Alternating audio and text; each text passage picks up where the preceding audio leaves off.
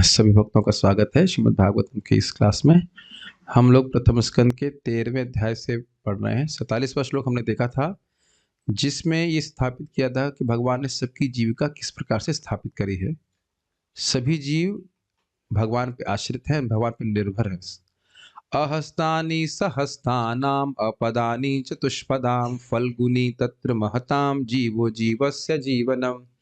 जैसे बताया गया, जिनके हाथ नहीं है वह उनका भोजन बनते हैं, जो जिनके हाथ हैं यानी जिनके हाथों का प्रयोग कर सकते हैं, हाथों को हाथों की तरह प्रयोग कर सकते हैं। जैसे कि अहस्तानी मतलब से खरगोश है और मृग आदि हैं, वो अपने हाथ तो है, इनके हाथ का प्रयोग हाथ की तरह नहीं कर सकते, तो वह मनुष्य आदि का भोजन बनते हैं। अपदानी चतुष्पदाम, जिनके पद यानी कि चरण नहीं है, तृण आदि पेड़ आदि, वह जिनके 4 पांव हैं, गाय बैल आदि, उनका वह भोजन बनते हैं। फल्गुनी तत्र महताम, और उनमें भी एक, ये तो विजातीय बात हुई, और एक जातीय बात में भी ये शब्द ध्यान रखेगा। आज के श्लोक समझने के लिए ये 2 शब्द समझ लीजिए। विजातीय भेद हम देख रहे हैं, जिसमें एक भोजन बन रहा है और एक भोजन कर रहा है। और सजातीय भेद भी है। सजातीय मतलब मछली ही एक छोटी मछली बड़ी मछली को खा रही है, तो उसमें भी भेद है, इसलिए तो खा रही है। तो कह रहे हैं जीवो जीवस्य जीवनम, इस प्रकार से एक जीव दूसरे जीव का भोजन बन रहा है। अब यहाँ पे भगवान की महिमा का वर्णन हो रहा है आज के श्लोक में। देखिए श्लोक क्या बोल रहा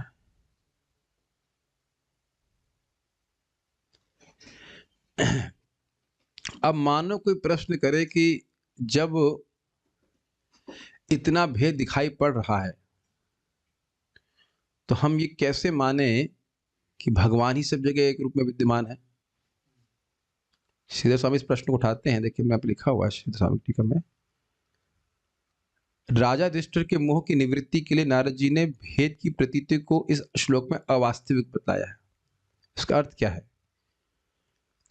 राजा युधिष्ठिर को मोह हो रहा था कि मेरे बिना वह कैसे जिएंगे, और पिछले श्लोक में उन्होंने बताया कि देखो, एक जीव दूसरे जीव को खा रहा है और इस तरह से लोगों की जीविका निर्वाह हो रही है। तो जो तुम्हारे चाचा ताऊ हैं, ताई हैं, वह वन के फल फूल या जो भी फूल कंदमूल इत्यादि को भगवान को अर्पित करके ग्रहण कर लेंगे। अब वह और युधिष्ठिर महाराज की मोह की निवृत्ति के लिए इस श्लोक में बता रहे हैं कि जो भी कुछ जगत में आप देख रहे हो वो भगवान से अभिन्न है। जो भी आप कुछ देख रहे हैं, क्योंकि भगवान की शक्ति ही है, इसलिए भगवान के अलावा कुछ देखो मत जगत में। भगवान स्वयं ही दूसरे स्कंद में बताएंगे कि इस जगत में जो भी आपको मुझसे संबंधित नहीं लग रहा है वह माया है। ऐसा कोई भी वस्तु नहीं है जो भगवान पे आश्रित ना हो, भगवान की शक्ति ना हो। तो भोजन करने वाला और होने वाला वो सब भगवान की ही शक्ति है। भगवान के अलावा कुछ मत देखो। यहाँ पे ये कहने का अर्थ है भगवान के अलावा कुछ दिखना ही माया है। जब हम सोचते हैं कि कुछ हमारे भोग के लिए है, तो ये तो नहीं देख रहे ना कि वो भगवान है। इतनी बात समझ में आ रही है? कोई भी वस्तु अगर हम अपने भोग के लिए देख रहे हैं, तो ये तो सीधी सीधी बात है कि वो भगवान नहीं दिखनी चाहिए। क्या वो भगवान की शक्ति नहीं है? भगवान की शक्ति है, लेकिन भगवान की शक्ति के रूप में हम नहीं देख रहे हैं, हम अपने भोग के लिए देख रहे हैं। अपने को भी भगवान से अलग देख रहे हैं और वस्तु को भी भगवान से अलग देख रहे हैं। इसी को तो मोह कह रहे हैं कि नहीं। I am a separate independent enjoyer than Krishna. भगवान से मैं अलग, पृथक, एक स्वतंत्र भोक्ता हूं। यही तो हमारे भोग बुद्धि का आधार है। क्या ये बात समझ में आ रही है? तो कह रहे हैं कि इस जगत में भगवान से कुछ अलग नहीं है, आप इस मोह से निवृत्त हो जाइए। तो इसलिए यह श्लोक कह रहे हैं। मेरे पीछे बोलिए। श्रीमद् भागवतम प्रथम स्कंद 13वां अध्याय 48वां श्लोक। ये नारद जी पहली बार नहीं बोल रहे हैं, ये व्यासदेव जी को भी बोल चुके हैं। इदम ही विश्वम भगवान इवेतरा, ये विश्व भगवान जैसा ही है। भगवान नहीं है, भगवान जैसा है। और इसी तरह से यहां बता रहे हैं, तद इदम भगवान राजन, तदिदं भगवान् राजन् एकात्मात्मनां स्वदृक्, एकात्मात्मानं स्वदृक् एक आत्मात्मनां स्वदृक्, एकात्मात्मानं स्वदृक् एक आत्मात्मनां स्वदृक् एक आत्मात्मनां स्वदृक् अन्तरोऽनन्तरो भाति अन्तरोऽनन्तरो भाति पश्यतं माययोरुधा पश्यतं माययोरुधा तदिदं भगवान् राजन् तदिदं भगवान् राजन् एकात्मात्मनां स्वदृक् एकात्मात्मनां स्वदृक् अन्तरोऽनन्तरो भाति अन्तरोऽनन्तरो भाति पश्यतं माययोरुधा पश्यतं माययोरुधा तदिदं भगवान् राजन् तदिदं भगवान् राजन् एक आत्मात्मनां स्वदृक् एकात्मात्मनां स्वदृक् अन्तरोऽनन्तरो भाति अन्तरोऽनन्तरो भाति पश्यतं माययोरुधा पश्यतं माययोरुधा तदिदं भगवान् राजन् इदं भगवान् राजन् एक आत्मात्मनां स्वदृक् एकात्मात्मनां स्वदृक् अन्तरोऽनन्तरो भाति अन्तरोऽनन्तरो भाति पश्यतं माययोरुधा पश्यतं माययोरुधा तदिदं भगवान् राजन् एक आत्मात्मनां स्वदृक् तदिदं भगवान् राजन् एक आत्मात्मनां स्वदृक् अन्तरोऽनन्तरो भाति पश्यतं माययोरुधा अन्तरोऽनन्तरो भाति पश्यतं माययोरुधा। अनुवाद देखिए। अतएव हे राजन, तुम्हें एकमात्र परमेश्वर को देखना चाहिए जो अद्वितीय हैं और जो विभिन्न शक्तियों से साक्षात प्रकट होते हैं और भीतर तथा बाहर दोनों में है। अतएव समझ में आ रहा है आपको? पिछले श्लोक में बोल रहे हैं कि एक जीव दूसरे जीव को खा रहा है। अतएव अब ये तो बड़ा अजीब सी बात है। हम तो इस जगत में विविधता देख रहे हैं, सजातीय विविधता और विजातीय विविधता। मैंने बताया था ना, शब्द पकड़िएगा। विजातीय एक वो क्या है, अहस्तानी सहस्तानाम, तो ये विजातीय विविधता हो गई कि नहीं? विजातीय अलग अलग जाति खा रही हैं, और एक सजातीय विविधता भी है, या कह सकते हैं जो लिंक बना हुआ है, एक मछली दूसरी मछली खा रही, दोनों मछलियां हैं। तो दिख तो हमको भेद रहा है, लेकिन हमने समझना चाहिए कि जो जीवन जीव जीवस जीवनम है, इस सिद्धांत कौन बनाया है? भगवान। वह इसको ऑपरेट कर रहे हैं। एक बात। दूसरा, ये जितनी भी वस्तुएं दिख रही हैं, एक जीव हृदय में बैठा है कि नहीं? दूसरा व्यक्ति भी जीवात्मा है, क्या उन दोनों में भेद है? मतलब दोनों जीवात्मा है। अब व्यक्तिगत तो व्यक्ति रूप से अलग है, लेकिन वैसे दोनों जीवात्मा, वो भेद नहीं है। और बाकी जो भी सामग्री दिख रही है, शरीर इसको हम खा रहे हैं, वह सब भगवान की शक्तियां हैं। भले उनके रूप अलग अलग दिख रहे हैं, मछली के रूप में दिख रहा है, या हिरण के रूप में दिख रहा है, या अलग अलग रूप में दिख रहा है, लेकिन सब प्रकृति गुणों के उपादान, उनका जो उपादान कारण है वह प्रकृति गुण है कि नहीं? वो जो वस्तुएं बनी है वो सब तो प्रकृति के गुणों से बनी है ना। जैसे आप समझते हो कि दिवाली में वो चीनी के हाथी भी बनते हैं, चीनी के घोड़े भी बनते हैं, चीनी के बहुत सारे बत्तख बनती, बहुत सारे बनते हैं, लेकिन वो सारी वस्तुएं बनी किसकी हैं? चीनी की। स्पष्ट समझ में आ रहा है? यद्यपि आपको विविधता दिख रही है, लेकिन आप देख रहे हो कॉमन फैक्टर क्या है? चीनी।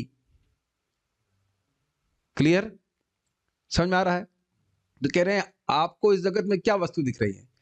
एक भोगी जाने वाली वस्तु और भोगने वाला जीव। ये देखने का प्रयास करो। यद्यपि तुम विविधता देख रहे हो, विविधता किसकी है? बहुत सारी भोग की वस्तुएं हैं, लेकिन सारी भोग की वस्तुओं का कारण क्या है? उपादान कारण क्या है? प्रकृति के गुण हैं, और वो किसके हैं? भगवान के हैं। तो भगवान ही इस जगत में अपनी शक्तियों के द्वारा मतलब प्रस्तुत है। ये देखने का प्रयास करो भाई। जब आप विजातीय सजातीय भेद देखेंगे तो मोह तो होगा ही। ये मेरे चाचा जी हैं, ये मेरे चाचा नहीं हैं, ये मेरे ताऊ हैं, ये मेरे ताऊ नहीं हैं। मोह तो होगा ही व्यक्ति को। कुछ नहीं ग्रहण, क्या हम लोग इस मोह में नहीं है? ये मेरी माँ है, ये मेरी माँ नहीं है, ये मेरे बच्चे हैं, ये मेरे बच्चे नहीं हैं। ये दिख नहीं रहा, ये द्वैतता नहीं दिख रही है। लेकिन वास्तविक बात क्या है? सभी भगवान के अंश हैं, और जो भी शरीर हैं वह सब तो प्रकृति के गुणों के द्वारा बने हुए हैं। युधिष्ठिर महाराज महाभागवत हैं भाई। आप इस बात समझिए, महाभागवत हैं, तो ये अगर उनके हृदय में मोह नहीं उत्पन्न होता तो ये क्लास हो रही होती? कुछ ही नहीं होता। समझ रहे बात?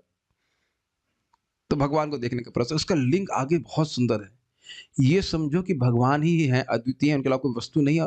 उनके प्रयोजन को देखो कि वह किस प्रयोजन से जगत में आए हैं और उसके अनुसार तुम्हें क्या कार्य करना है। अरे भाई बहुत सुंदर बात है, आप इसको समझने का प्रयास कीजिए। भगवान के अलावा जगत में कुछ नहीं चल रहा है और भगवान इस समय भगवान श्री कृष्ण भगवान है, वो आए हुए हैं। वो किस प्रयोजन से है उसको देखो तुम, इसलिए ये श्लोक बोल रहे हैं। इस जगत में भगवान को देखो और वही भगवान इस जगत में आए हुए हैं, वो हम कल पढ़ाएंगे। उनको देखो और उनके अनुसार कार्य करो। तुम इस जगत से अपनी पहचान बना के रो मत। ये कहने का आशा, ये केवल युधिष्ठिर महाराज को बोल रहे हैं कि हमको भी बोल रहे हैं? ये जो बात सिद्धांत है तो अभी भी लागू है कि नहीं, कुछ अलग हो रहा है? हमको भी अपने आप को भगवान का अंश समझते हुए इस जगत का ना होकर के जीना है जगत में। ये मेरी बात समझ में आ रहे हैं? जगत में रहना है लेकिन जगत का होकर के नहीं रहना है। मैं भगवान का अंश हूं, मुझे भगवान की कीर्ति का प्रचार करने के लिए जीवन को समर्पित करना है। अब वो किस भी आश्रम में करो, लेकिन मुझे भगवान के नाम को प्रचार करना है। भगवान इस चैतन्य महाप्रभु इसी उद्देश्य से आए और मेरा जीवन भी इसी के निमित्त है। जो कुछ भी हम कार्य कर रहे हैं उसका उद्देश्य होना चाहिए कि हम भगवान की कीर्ति का प्रचार कर सकें किसी भी तरह से। Does that make sense? अभी और समझ में आएगा जब आगे के श्लोकों को आप देखोगे। भगवान के अलावा इस जगत में किसी वस्तु की कोई सत्ता नहीं है। ये आप आगे जाके उद्धव जी की से भी बोलते हैं, वस्तुतरम नयात, मतलब भगवान से इतर और कोई वस्तु है ही नहीं। ऐसी कौन सी शक्ति है जो कोई वस्तु है जिसका भगवान से संबंध नहीं हो? तो वही कह रहे हैं कि आपको भगवान को ही देखना चाहिए, सभी वस्तुओं का संबंध भगवान से ही देखना चाहिए। ये तो महाभागवत का एक लक्षण है। ठीक है, अब आगे हम शब्दों को समझने का प्रयास करेंगे। अन्वय देखिए, राजन मतलब हे राजन अर्थात युधिष्ठिर महाराज। ततः, ततः का मतलब है तस्मात् अर्थात अतः, इसलिए। इसलिए मतलब ये जो जीव से जीवन की सारी व्यवस्था है वो भगवान ने बना के रखी है और इनके अलावा कुछ है भी नहीं। थोड़ा सोचिए, एक मछली सोच रही है ये मछली मेरा भोजन है, ये बुद्धि कौन दे रहा है? भगवान दे रहे। शेर को सोचना ये मृग मेरा भोजन है, सारी व्यवस्था भगवान कर रहे नहीं। मृग है और शेर है, शेर भूल जाए किसे खाना क्या आता हो तो भी क्रियान्वित नहीं होगा। सब कुछ भगवान करा रहे हैं इसमें। ठीक है, अतः इदम, इदम शब्द का मतलब है यह अहस्त सहस्त आदि रूप अभिव्यक्त जगत। नहीं, इसी श्लोक में लिखा है ना, देखिए ना, तद इदम, इसलिए इदम। हाँ, पिछले श्लोक में आपने देखा था ना, जिनके हाथ नहीं है उनको हाथ वाले लोग खा रहे हैं। तो इदम का मतलब ये भी तुमको बताया ना मैंने पिछले श्लोक में, नारद जी ने, ये जो जगत दिख रहा है, जगत में इसके अलावा दिख क्या रहा है ये बताइए। अहस्तानि सहस्तानाम अपदानि चतुष्पदाम फल्गुनी महताम तत् फल्गुन तत्र महताम जीवो जीवस जीवनम। इसके अलावा दिख क्या रहा है ये बताइए। चौथी चीज क्या दिख रही है? चौथी नहीं, सॉरी, तीसरी चीज क्या दिख रही है? हाँ, चौथी हो गया ना, 3 पॉइंट है उसका, चौथी क्या होगा? है ही नहीं कुछ, तो इसलिए कह रहे तद इदम। तद इदम के समझ पा रहे हैं अर्थ? तस्मात, इसलिए इस जगत को, ये जो जगत कैसा दिख रहा है जिसमें एक जीव दूसरे जीव को खा रहा है, उसको जो अभिव्यक्त आपको सामने है दिख रहा है, अभिव्यक्त मतलब प्रकट, ये प्रकट दिख रहा है ना कि जीव जीव को खा रहा है। तो इसलिए एकदम का मतलब तुम ये जगत देख रहे हो उसको स्वदृक भगवान, गुणों में भगवान जैसा ही है, उनसे पृथक नहीं है। ये एक अर्थ यहाँ पे लिया गया है। देखिए, स्वदृक के कई अर्थ लिए गए। एक स्वदृक का अर्थ है कि भगवान जैसा है, भगवान नहीं है। ये जगत भगवान जैसा है, भगवान नहीं। इदम ही विश्वम भगवान इवे तरह, भगवान जैसा, क्योंकि वो भगवान की शक्ति है इसलिए भगवान जैसा बोल रहे हैं। यहां भी तो हम देखते हैं ना कि पिता जैसा पुत्र लगता है, पुत्र पिता नहीं हो गया है, लेकिन कुछ सिमिलैरिटी रहती है। ठीक है, ये एक अर्थ है। चक्रवर्ती बाद एक और अर्थ भी लिए, लेकिन अभी तो हम जैसे प्रभुपाद जी लिए इसको समझने का प्रयास करेंगे। तो गुणों में भगवान जैसा ही, उनसे पृथक नहीं है। पृथक नहीं है मतलब उनसे अलग नहीं, उन पे आश्रित है। अच्छा, ऐसे समझिए आप, बादल देखें आप, सफेद बादल। अब सफेद बादल की सत्ता सूर्य पे है कि नहीं? और सफेद बादल चमकता हुआ दिखता है ना सूर्य जैसा, अगर मैं कहूं तो सूर्य जैसा। सूर्य नहीं हो गया, सूर्य की रोशनी से ही सूर्य के समान चमक रहा है। सूर्य के समान चमकने का अर्थ ये नहीं कि वह सूर्य ही बन गया है, वस्तुतः उसमें कोई शक्ति नहीं है। लेकिन क्या चमकता हुआ बादल आपने कभी नहीं देखा? प्राय रोज ही देखते हैं, लेकिन किसकी रोशनी से चमक रहा है? सूर्य की रोशनी से चमक रहा है। सूर्य से उसकी सत्ता अलग नहीं है। हम पहले भी समझा चुके हैं, अचिंत्य भेद अभेद का अर्थ है कि जो वस्तु किसी अन्य वस्तु पर आश्रित होती है, उसके उस दृष्टि से उसका अभेद कहा जाता है। जैसे मैंने आपको बताया ना, बादल सूर्य से बिल्कुल अलग है, स्वरूपतः अलग है। कहाँ बादल कहाँ सूर्य, लेकिन बादल की सत्ता सूर्य पे आश्रित है, इसलिए बादल सूर्य से अभिन्न है, उनसे अलग तो नहीं है ना। बादल क्या हम उगा रहे हैं, मतलब उठा रहे हैं? बादल तो सूर्य उठा रहा है। हमने कई बार एग्जाम्पल इस बात को दिया है, जैसे कभी कभी यहाँ प्रचलित भी है कि पति और पत्नी कहेंगे हमारा एक दूसरे का पैसा अलग नहीं है। मान लो पत्नी काम कर रही तो पति, ये नहीं पति सोचता है कि उसका पैसा अलग है, और पति काम कर रहा है तो पत्नी नहीं सोचती कि उसका पैसा अलग है, जबकि दोनों अलग हैं, लेकिन ये नहीं मान रहे कि वो अलग है। ये जगत में देखा जाता है कि नहीं? बच्चे भी तो मानते हैं कि हमारे पिता का धन हमारा धन है, जबकि दोनों अलग अलग व्यक्ति हैं। क्या कोई बाहर का बच्चा किसी व्यक्ति के धन को अपना मानेगा? उसको तो जेब कतरा कहेंगे, है ना? तो संबंध देख रहे हैं कि नहीं? तो जो वस्तु जिस वस्तु पे आश्रित रहती है, उस दृष्टि से उसका अभेद कहा जाता है। ठीक है? तो अब ये कहोगे अगर भगवान से अलग है, तो मतलब इस जगत की सत्ता भगवान से अलग हो जाएगी? क्या ऐसा संभव है? नहीं है। तो इसलिए कह रहे सौदृक भगवान जैसा ही, भगवान से पृथक नहीं, भगवान से अलग नहीं, भगवान की शक्ति है। वो भगवान कैसे हैं? सह एकः, वे भगवान अद्वितीय हैं, मतलब उनके अलावा और कोई भगवान नहीं है। उनके जैसा कोई नहीं है और उनके अलावा कोई नहीं है। उनके अलावा और कोई नहीं है। ठीक? आत्मा एवं वे परमात्मा है। और आत्मानम, एक अर्थ आत्मानम का लिया गया है, अपनी शक्तियों से अंतरः अनंतरः, अंदर और बाहर, भोक्ता एवं भोग्य रूप से भाति यानी प्रकट होते हैं। इस थोड़ा समझने का प्रयास कीजिए। आत्मानम का अर्थ यहां पे लिया गया है अपनी शक्ति। भगवान की शक्ति कौन सी है जगत में? भौतिक शक्ति और जीव शक्ति। तो भौतिक शक्ति और जीव शक्ति के द्वारा अंतर अनंतर, इसका अर्थ क्या है? अंदर जीव के रूप में है कि नहीं हम लोग, और बाहर भोग्य वस्तुओं के रूप में है कि नहीं? जलेबी कौन खा रहा है? श्री कृष्णदास जी, आप खा रहे हैं कि नहीं? और जलेबी बाहर वस्तु है कि नहीं? तो भोग्य वस्तु हो गई जलेबी, और भोक्ता हो गए आप। हम सभी लोग ऐसे कर रहे हैं, अकेले प्रभु जी नहीं खा रहे हैं, सभी लोग खाते हैं। भोग्य और भोक्ता नहीं समझ रहे हैं। इसके अलावा कौन सी तीसरी शक्ति है भाई? अंतरंग शक्ति तो छोड़ दीजिए, अंतरंग शक्ति तो है ही, तो इस जगत में अंतरंग शक्ति भी ऑपरेट करती है, पापा उसको भी बोल रहे हैं, लेकिन यहाँ पे स्पष्ट रूप से दिख रहा है अंदर बाहर की बात करें तो कैसे है? अंदर जीव बैठा हुआ है और बाहर भोग की वस्तु है।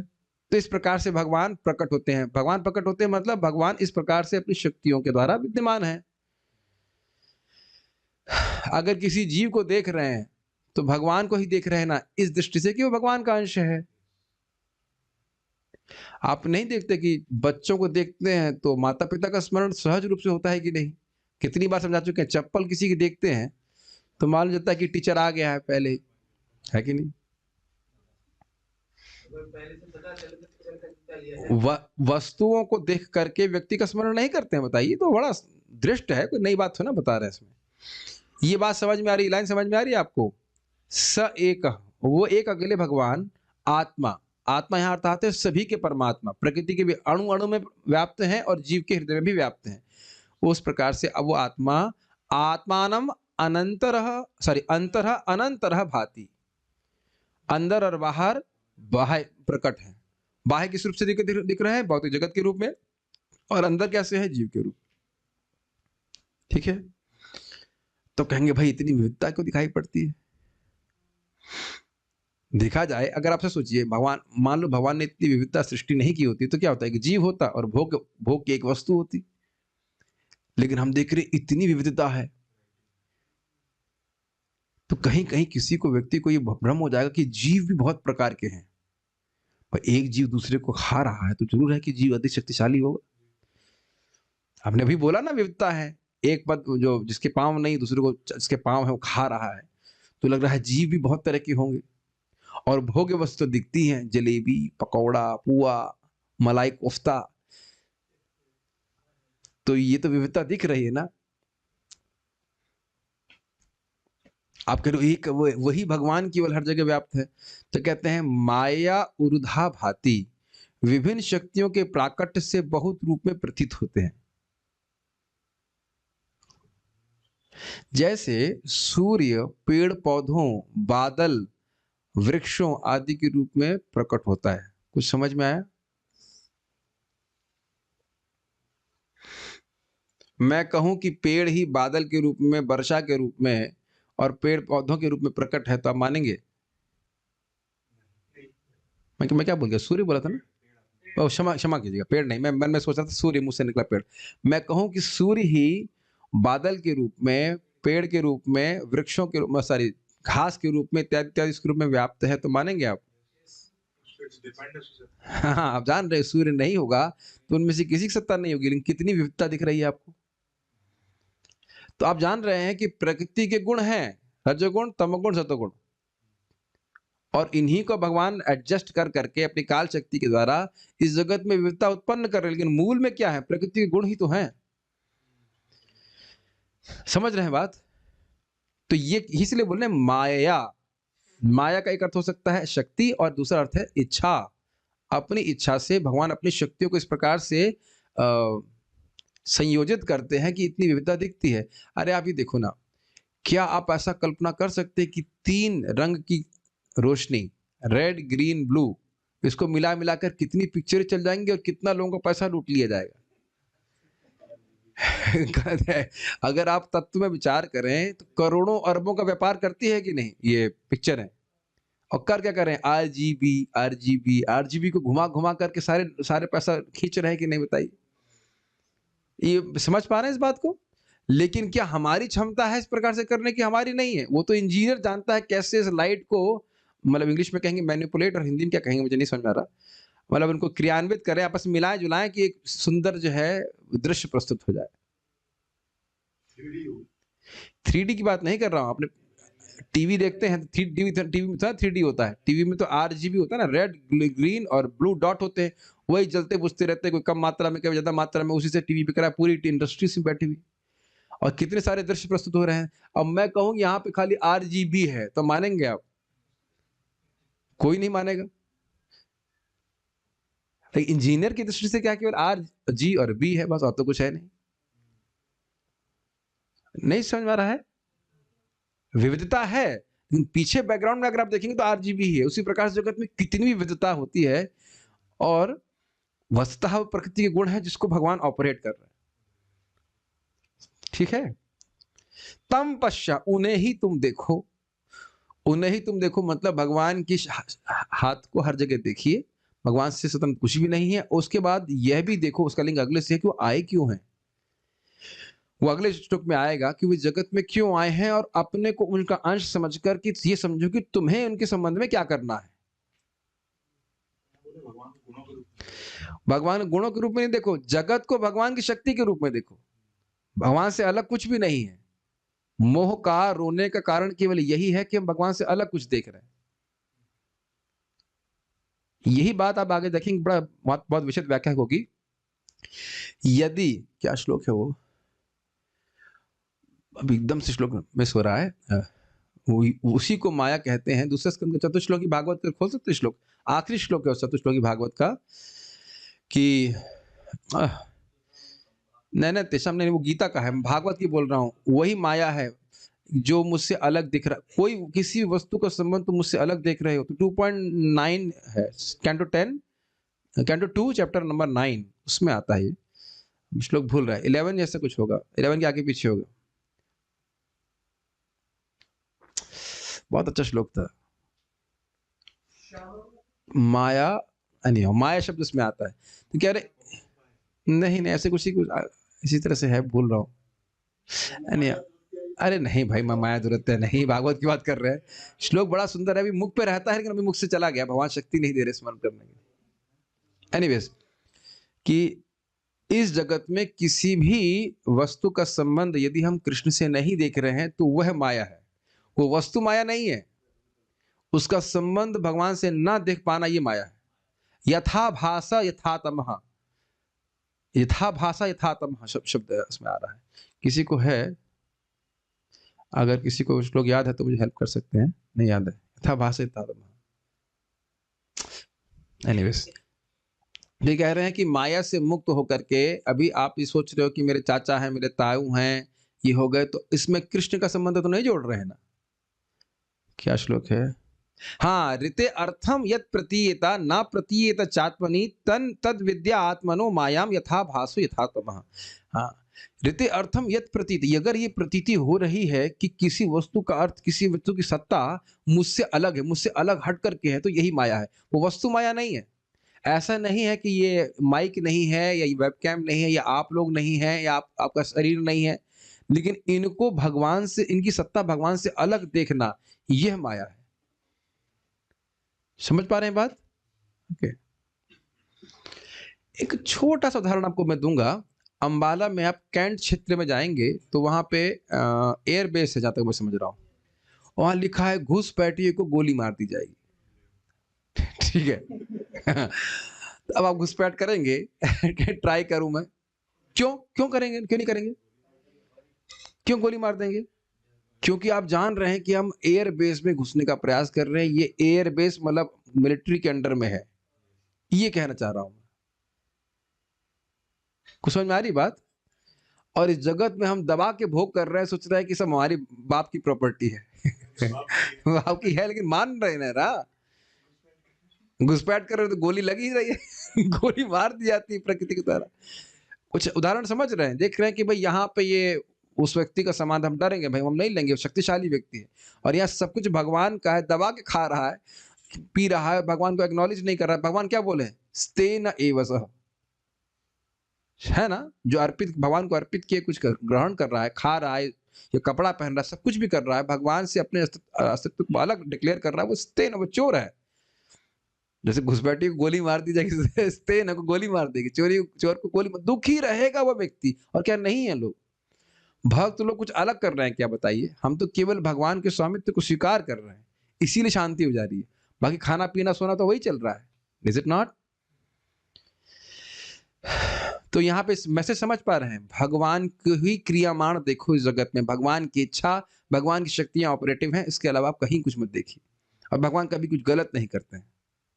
तो इस प्रकार की बात समझेगा व्यक्ति तो मोह से निवृत्त हो जाएगा। ओके।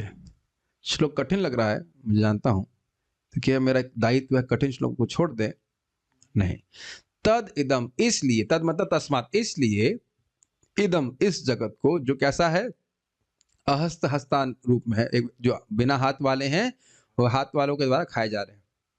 उनको भगवान के रूप में देखो। भगवान के रूप में देखो मतलब भगवान की शक्ति के रूप में देखो। कौन देखे? राजन, हे युधिष्ठिर महाराज।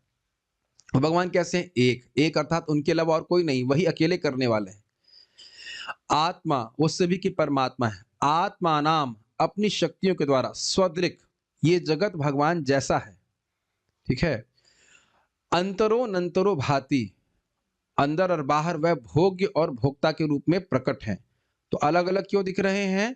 माया, माया उरुधा, अपनी माया के द्वारा उन्होंने विभिन्न प्रकार की विविधताएं प्रस्तुत की हुई हैं। तम पश्य, उन भगवान को देखने का प्रयास करो। वस्तुएं देखो लेकिन तुम भगवान को देखने का प्रयास करो। Does it make sense? अब तो आसान हो रहा है,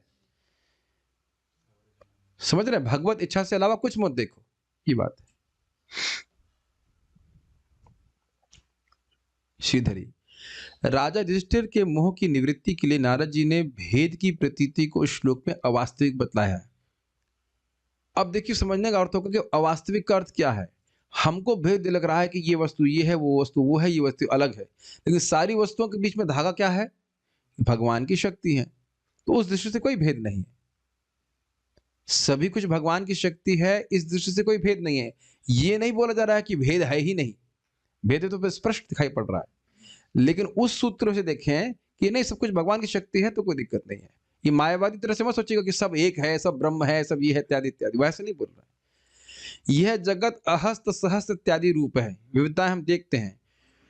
यह स्वयं प्रकाश भगवत स्वरूप ही है, उनसे भिन्न नहीं है, वे भगवान एक हैं, अनेक नहीं। तो अब यहाँ पे स्वदृक का अर्थ स्वयं प्रकाश लिया गया है। श्रीधर स्वामी जी स्वदृक का अर्थ ले रहे हैं, हमने एक अर्थ क्या लिया था? स्वदृक मतलब भगवान जैसा है। अब स्वदृक का दूसरा अर्थ लिया जा रहा है स्वयं प्रकाश, भगवान स्वयं प्रकाश है, अर्थात उनको किसी से ज्ञान प्राप्त करने की जरूरत नहीं है। तो ये स्वयं प्रकाश भगवत स्वरूप ही है, अर्थात भगवान की शक्ति ही है। भगवान स्वयं प्रकाश का अर्थ क्या है? भगवान आपको किसी से ज्ञान लेने की जरूरत नहीं, भगवान अपने आप स्वयं से प्रकाशित हैं और उन्हीं का ये स्वरूप है, अर्थात उन्हीं का एक उनके अंश है, उनकी शक्ति है। यदि कोई कहे कि सजातीय एवं विजातीय भेद तो प्रत्यक्ष प्रतीत होते हैं, अतएव भेद का निषेध कैसे किया जा सकता है? ये थोड़ा समझने का प्रयास कीजिए और मैं समझाऊं। मानो माता जी लोग बड़े इसमें एक्सपर्ट होते हैं, जैसे मैंने पहले एग्जाम्पल दिया था, वो और आसान क्लियर हो जाएगा। 2 एग्जाम्पल आपको दूंगा। आप जानते हो कि दूध से ही माताएं बहुत सारी वस्तुएं बना सकती हैं, पनीर बना सकती हैं, दही बना सकती हैं, ये बना सकती हैं, वो बना सकती हैं। मैं ये कहूं विभिन्न सारी वस्तुएं बनी हुई हैं। चलिए जरा स्मरण किया जाए। दूध, यथावत दूध ले लीजिए, उसके बाद दही, रबड़ी, कुछ भी मिलेगा नहीं, खाली हम नाम गिना रहे हैं पनीर, मक्खन, घी, मट्ठा, ये हो गए 7। और कुछ आ रहा है? खीर, खीर में चावल आ गया, हम केवल दूध ही दूध पकड़ रहे हैं। बर्फी, मावा, 9 आइटम आ गए। अब मैं कहूं कि भाई ये दूध के अलावा कुछ नहीं, तो मानेंगे आप? क्या बात कर रहे हैं, इतनी विविधता, लेकिन 9 हमने विविधता देख ली और आप कह रहे दूध के अलावा कुछ नहीं है। समझ में आ गया? वस्तुतः वह दूध के अलावा कुछ भी नहीं है। अब तो क्लियर समझ में आ रहा है। तो यद्यपि बहुत सारे भेद दिखाई पड़ रहे हैं, दूध ही है, इसीलिए हमने ऐसे ही उदाहरण लिए थे, इसमें केवल दूध से ही वस्तु आया है, इसलिए भी नहीं बोले, दूध ही है। अगर आप कहेंगे दूध भी है, तो अगर उसको एग्जाम्पल को लेंगे तो कहेंगे भगवान है और भगवान के अलावा कुछ और भी है। भगवान के अलावा कुछ है ही नहीं जगत में। ये बारंबार इस बात को बोला गया है भागवत में, लेकिन ये मायावाद नहीं है, क्योंकि भगवान का अर्थ है भगवान प्लस उनकी शक्ति। आपने गीता में नहीं सुना? परम सत्य मतलब भगवान, उनका जीव, उनका अंश, माया शक्ति, अंतरंग शक्ति, सब मिलाकर के परम सत्य बोला जाता है। जैसे कहेंगे राजा आए थे, तो राजा अकेला आया। मैं कहूं कि कल वृंदावन में प्राइम मिनिस्टर आ रहे हैं, तो क्या अकेले मॉर्निंग वॉक करने आए प्राइम मिनिस्टर आए हैं, तो उसका मतलब क्या हुआ? वो पूरा चेला, पूरा क्या कहते हैं, जितना सारा मंत्री है, सब जितने भी लोग उनके संग आते हैं घूमने के लिए, पूरा एंटराज आया। यद्यपि आप केवल ये कह रहे हो कि प्राइम मिनिस्टर आया, इतने तो अकल सबके पास है कि प्राइम मिनिस्टर आया मतलब सारा कुनबा उनका साथ में आया होगा, है ना?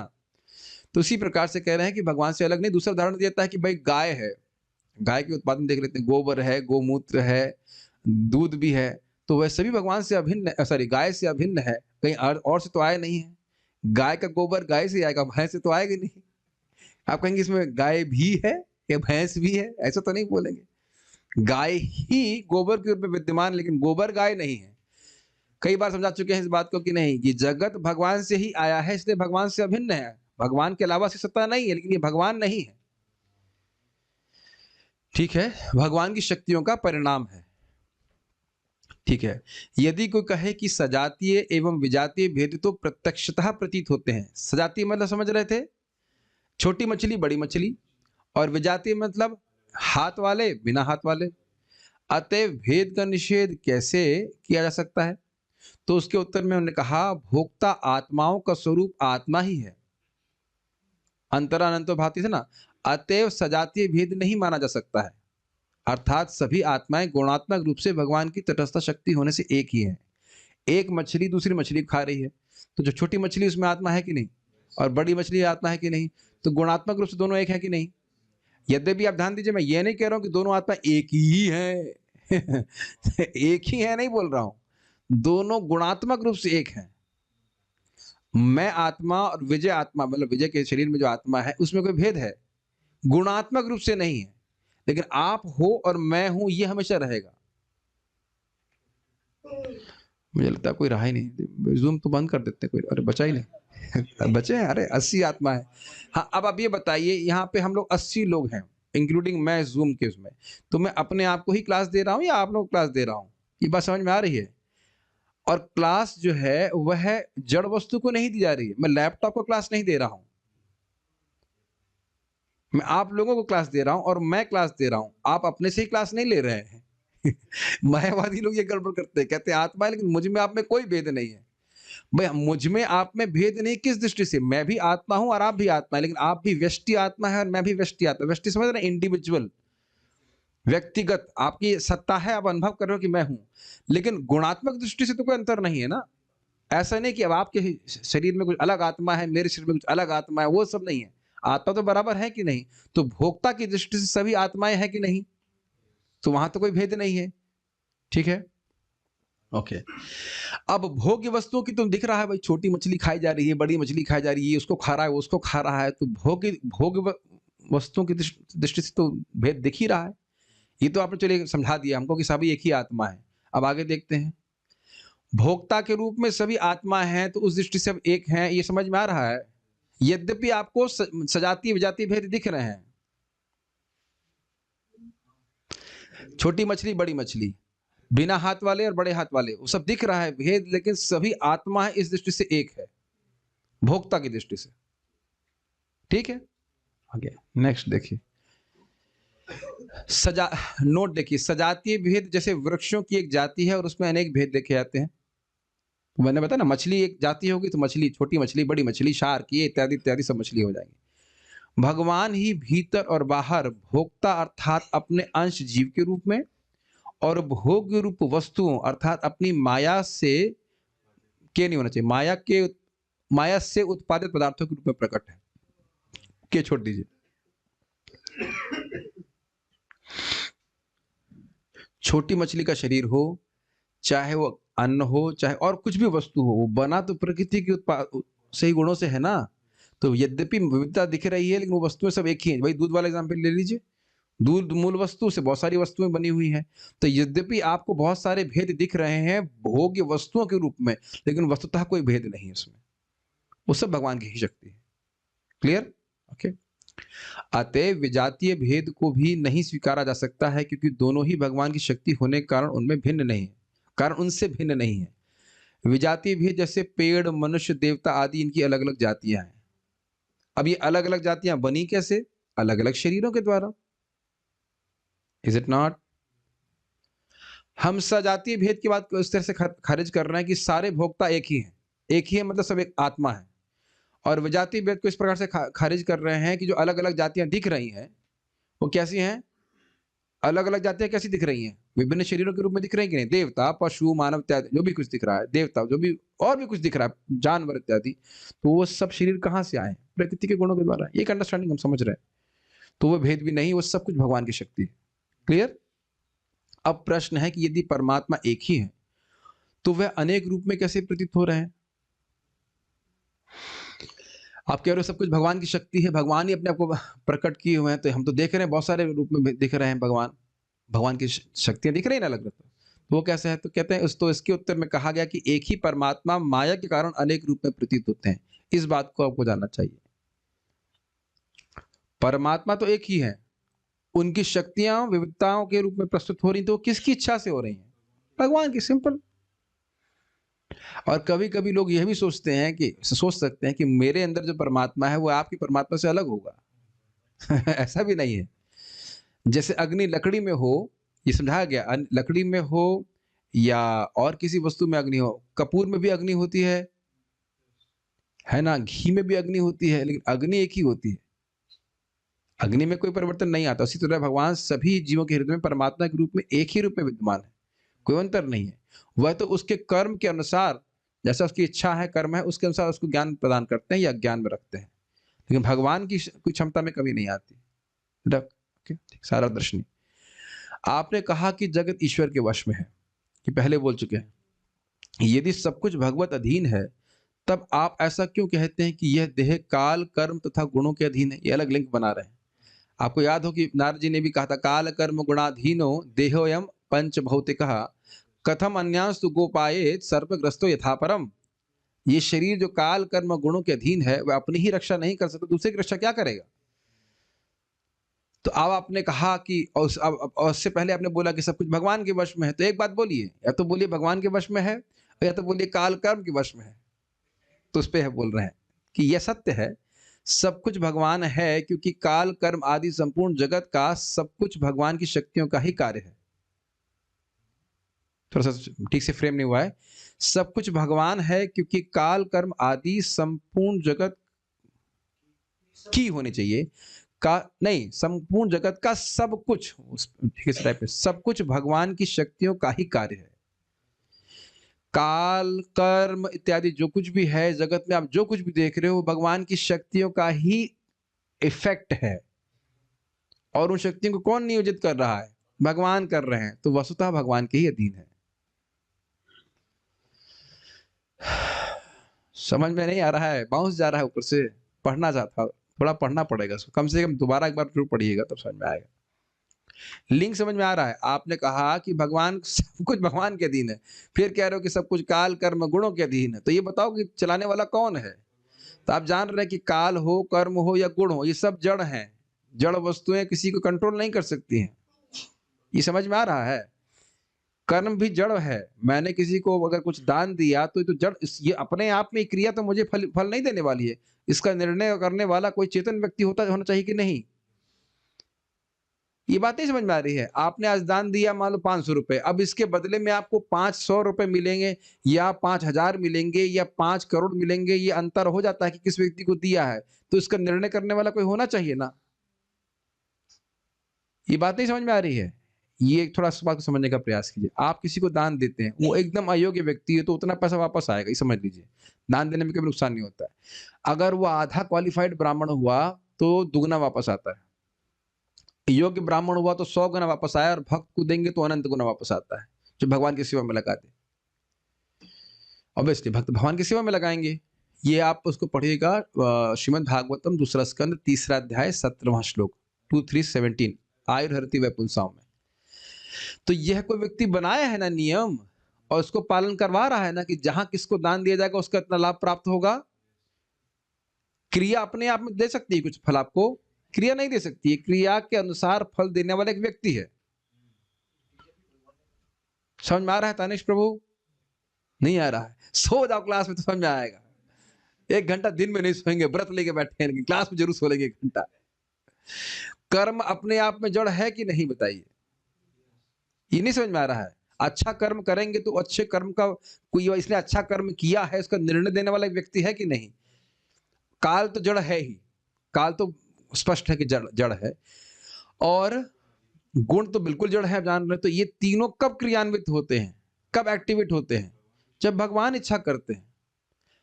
भाई मैं यहाँ पे एक जीवित व्यक्ति क्लास दे रहा हूँ कि माइक क्लास दे रहा है आपको? समझ रहे हैं? ये तो उसी के अनुसार बोल रहा है जैसे मैं बोल रहा हूं। कोई कठिनाई तो नहीं हो रही ना समझने में? तो ऐसे तो नहीं कि अब मैं नहीं आया तो माइक अपने से बोलना शुरू कर देगा। ऐसे तो नहीं हो सकता है ना। है कि नहीं?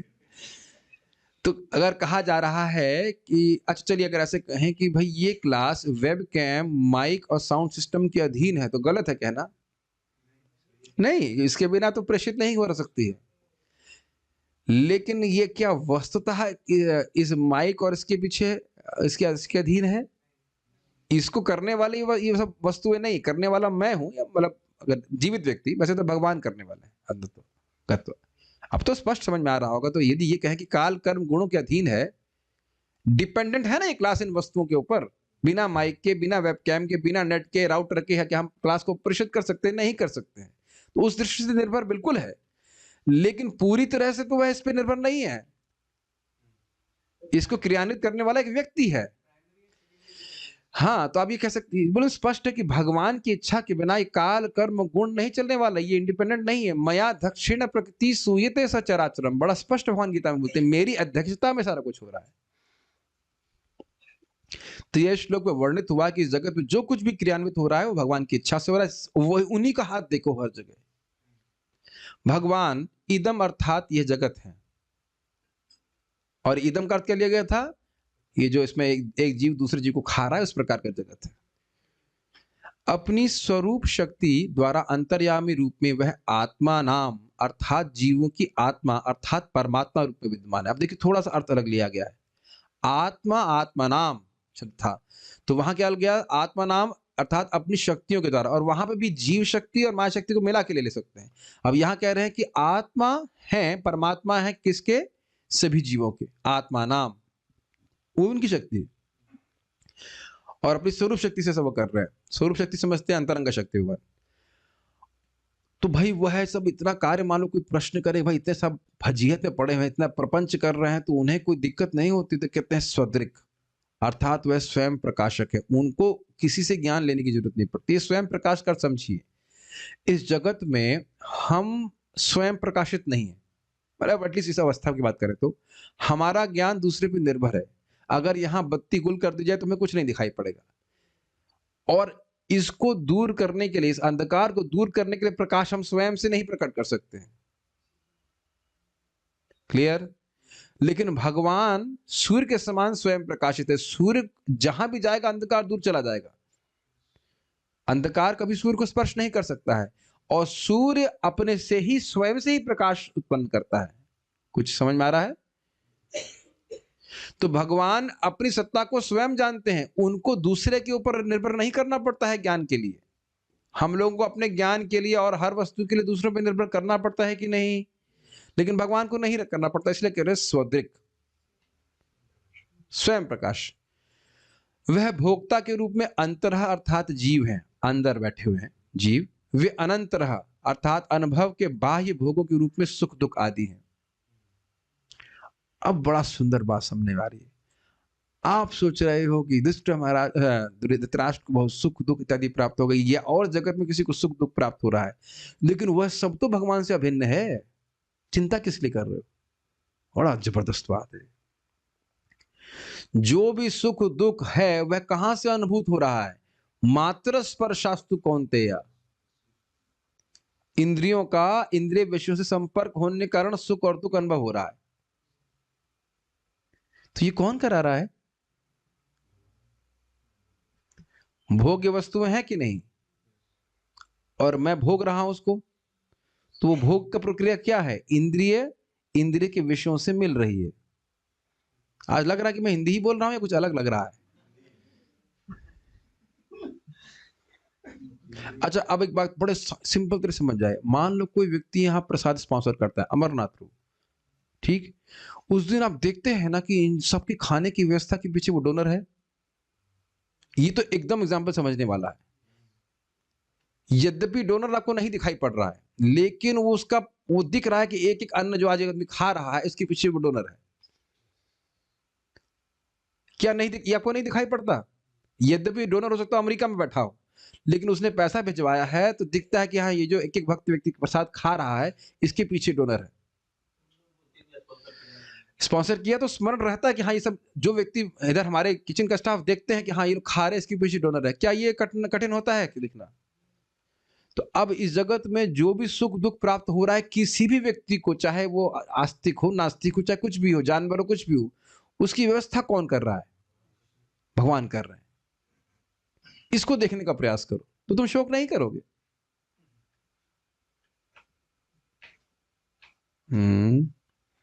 क्लास तो देखिए, जब ये पूरा अध्याय ये पूरा श्लोक पूरा होगा तभी बंद करेंगे, इससे पहले तो नहीं करेंगे। देखने का प्रयास कीजिए, ठीक है?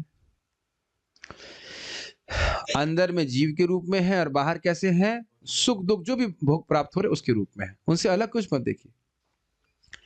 भगवान इन तीन शक्तियों के माध्यम से प्रकट होते हैं। स्वरूप शक्ति के रूप में किस प्रकार से प्रकट हो रहे हैं? परमात्मा के रूप में, सभी जीवों के रूप में, सभी जीवों के हृदय में। उसके बाद जीव शक्ति तथा माया शक्ति। देखिए, वही एक भगवान उरुधा अर्थात देवता, तिर्यक मतलब जानवर आदि बहुदेह रूपों में अपनी माया शक्ति द्वारा प्रकाशित होते हैं। अब तो कठिनाई नहीं होनी चाहिए। यद्यपि हम देवता को देख रहे हैं, इंसानों को देख रहे हैं, जानवरों को देख रहे हैं, ऐसी विविधता देख रहे हैं, इन किस रूप में देखना है? भगवान की शक्ति के रूप में। देखिए, हम बोल रहे हैं लेकिन देखना समर्थ होता नहीं है। किसी युवा लड़के को बहुत सुंदर स्त्री दिखे तो दिखता है कि भगवान की सेविका है, तुरंत दिखता है हमको हमारी भोग की वस्तु है। कुछ जलेबी, किसी खाने पीने का बहुत शौकीन है, उसको रबड़ी दिखाई पड़ेगी भगवान की शक्ति है, नहीं, तुरंत पैसा दूंगा मैं खा लूंगा। ये देख रहे हैं, हमारी भोग की भावना बहुत बढ़ी हुई है। इसीलिए से ट्रेनिंग दी जाती है, भगवान का जो क्या नाम से खाना है भगवान को अर्पित करके खाइए। तो हम सोचते हैं हाँ, भगवान का प्रसाद है। वो है भी भगवान का प्रसाद, लेकिन देखने की क्षमता हमारी डेवलप हो जाती है। नहीं तो प्रहलाद माना तो जहर दिया जा रहा था, वो भी उसको प्रसाद मान रहे थे, और प्रसाद की तरह कार्य भी कर रहा था। सुना होगा, ये तो बहुत प्रसिद्ध घटना है। तो एक महाभागवत को भगवान से अलग कुछ नहीं दिखता, तो आप कहेंगे युधिष्ठिर महाराज को कैसे दिख रहा है? अरे वो बस एक लीला है, नहीं तो ये कथा कभी होती ही नहीं। युधिष्ठिर महाराज को अलग कुछ दिखता नहीं है इससे, वो महाभागवत नहीं है, लेकिन वो टेम्परेरी इस प्रकार से प्रभावित हो रहा है। समझ में आ रहा है? तो टीका बड़ी स्पष्ट समझ में आ रही है। स्वरूप शक्ति की तरह भगवान कैसे कार्य कर रहे हैं? स्वरूप शक्ति का उपयोग करके भगवान परमात्मा के रूप में, एक ही परमात्मा सभी जीवों के हृदय में। ये कोई आसान बात लग रही है आपको? It's amazing, is it not? हम लोग अपने सुख दुख के बारे में जान रहे हैं, या हमारे तनिष्क प्रभु नाड़ी देख करके आपकी थोड़ी बीमारी जान सकते हैं, लेकिन दुख का अनुभव तो नहीं कर सकते। बोल देते हैं हम लोग, हम तुम्हारे दुख को जान रहे हैं, लेकिन कोई जानता होता तो ही ना है। अगर मेरे पेट में दर्द हो रहा है तो आपको पेट में दर्द थोड़ा होने वाला है, लेकिन भगवान सबके हृदय के, सबके पेट के दर्द को जानते हैं, बल्कि देने वाले भी वही है है कि नहीं? और निवृत्त करने वाले भी वही है। ठीक है, अच्छा चलो, जूम पे तो सब हैं यहाँ पे। अरे मुझे लग रहा था सब भाग रहे। ओके, कुछ कुछ अब कह रहे हैं, एक प्रश्न आ रहा है कि संसार सत्य है या असत्य है? देखिए, एक दृष्टि से ये असत्य है। किस दृष्टि से? क्योंकि जगत सृष्टि के पहले नहीं था जिस रूप में आप देख रहे हो, और सृष्टि के बाद भी नहीं रहेगा। इस कारण से जिस वस्तु की सत्ता पहले नहीं होती है, आगे नहीं होती है, तो उसको अभी भी नहीं माना जाता है, क्योंकि वो अशाश्वत है। लेकिन ऐसा नहीं है कि वो है ही नहीं, लेकिन जिस रूप में हम देख रहे हैं उस रूप में सत्य नहीं है। हम इस जगत को अपने भोग की सामग्री के रूप में देख रहे हैं, ये माया है। ये नहीं कहा जा रहा है कि वस्तु ही नहीं, क्योंकि आपको याद होना चाहिए कि माया यानी कि भगवान की भौतिक प्रकृति भी शाश्वत है। ये भगवत गीता में हम पढ़ा चुके हैं कि नहीं? भूमिका में 5 तत्व, भगवान की भौतिक शक्ति का कभी नाश नहीं होता है, लेकिन जिस रूप में आपको दिख रही है बहुत सुंदर जगत के रूप में, वह असत्ता है, वो माया है। इन द सेंस, समझ रहे हैं? ऐसा नहीं कि वस्तुएं हैं ही नहीं, लेकिन हमारे जो, हम उसको भोग बुद्धि में देख रहे हैं कि ये भोग मेरे भोग के लिए, ये गलत बात है। या मैं सोच रहा कि मैं इस वस्तु का स्वामी हूं, ये गलत। ये गलत है कि नहीं बताइए? हम सोच रहे हैं हमारा घर है, ठीक है, तुम्हारे नाम पे लिख दिया गया है, अब तुम मरोगे तो बोलोगे नहीं मेरा घर है, मैं यहाँ यमदूत नहीं आ सकते, या मैं साथ में लेके जाऊंगा। ये है ना इल्यूजन, है कि नहीं? अच्छा, हम उसके बाद कहेंगे हमारा शरीर है, मैं शरीर हूं, जो भी हूं, तो तुम्हारा शरीर तो कभी भी तुमसे क्यों छीन लिया जाता है बताइए? ये मेरे बच्चे, मेरा परिवार, तो पिछले जन्म में तो भी थे। पिछले जन्म में तो ये संबंध नहीं थे ना जो जीवन में है। तो इस प्रकार की भावना, जो अहमता ममता की भावना, ये माया है। बाकी अब ये नहीं कह सकते कि जो बच्चा सामने वो है ही नहीं, खाली आप स्वप्न देख रहे हो। एक सिद्धांत है दृष्टि सृष्टि नाय, जो आपने देखा तो उसकी सृष्टि हो जा रही है। क्या क्या सिद्धांत भारत चलते हैं। ऐसा नहीं कि मृदंग है ही नहीं या सब कुछ वस्तु में है नहीं, वो संबंध देखने का हमें अभ्यास करना चाहिए। ठीक है। उरुधा, उरुधा का मतलब होता है बहुरूप में। बहुधा समझते हैं? बहुधा, बहुधा का बताइए क्या होता है?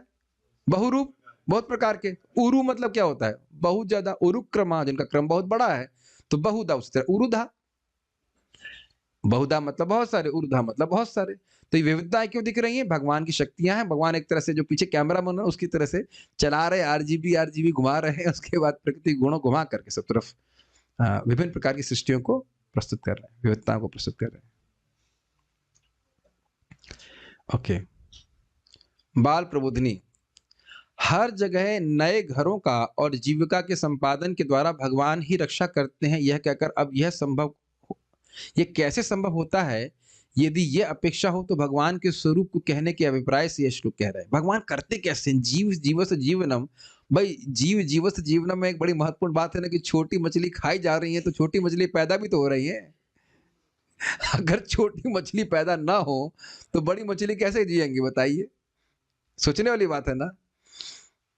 ये इस एंगल से देखिए कि भगवान पालन कर रहे हैं, तो व्यवस्था बना रहे हैं कि छोटी मछली भी पैदा होती रहे, बड़ी मछली भी खाती रहे, और बड़ी मछली को फिर वो थोड़े कमजोर हो जाए तो छोटी वाली खाती रहे। ऐसे कुछ ना कुछ चलता रहेगा, ये बैलेंस बना के चल रहे हैं। ये देखो कैसे कैसे एंगल से देख रहे हैं।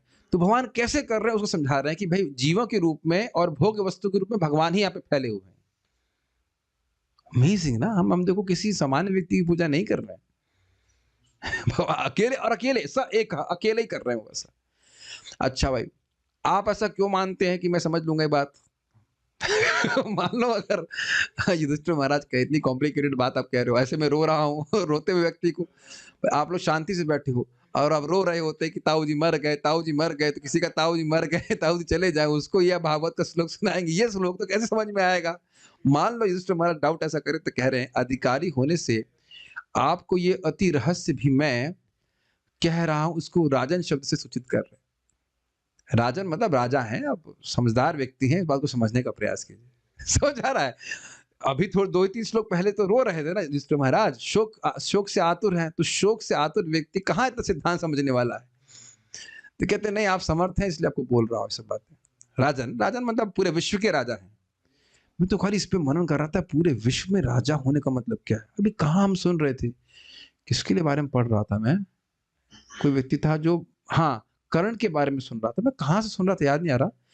कर्ण जब प्रभुपाद जी की तात्पर्य में कहीं पढ़ रहा था। कर्ण उसका राजा था ये।